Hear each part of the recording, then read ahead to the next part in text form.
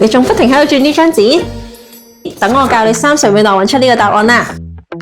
小明同埋3個小孩圍坐喺呢一張圓桌嗰度，咁佢到底有幾多種唔同嘅排列方法呢？咁我哋最簡單做呢啲題目呢，就係首先要固定翻其中一個小朋友喺呢一個位，咁剩低嘅座位呢，就係由 B、C、D 3個嘅學生去 fill up 翻佢哋啦。咁我哋第一件事，而家呢個 A 喺呢度啦，我哋安排阿 B 喺佢嘅左手邊坐，而 C 同 D 呢，可以分別喺呢兩個位置，跟住我哋再將 C 同埋 D 互換位置，咁我哋就會得出2種嘅排列方法。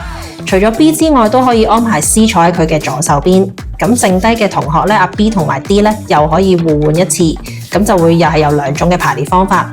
最後我哋可以安排埋 D 同學坐喺 A 嘅左邊，然之後再將 B 同埋 C 咧，又再互換一次位置。